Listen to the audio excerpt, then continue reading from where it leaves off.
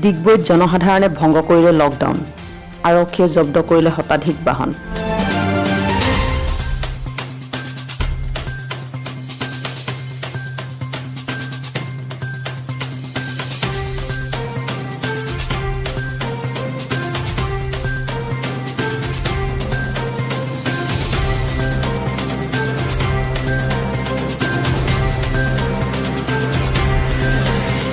দেশজুৰি দ্বিতীয় পৰ্যায়ৰ লকডাউন চলি থকাৰ মাজতে তিনিচুকীয়া জিলাৰ বিভিন্ন প্ৰান্তত জনসাধাৰণে ভংগ কৰিলে লকডাউন কাৰ্যসূচী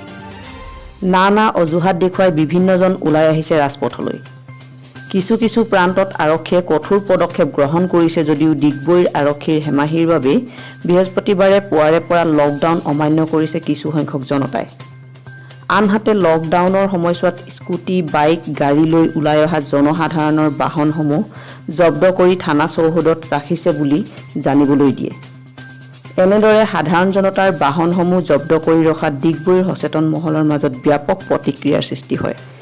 ডিগবৈৰ পৰা মনোৰঞ্জন Das Assam news any time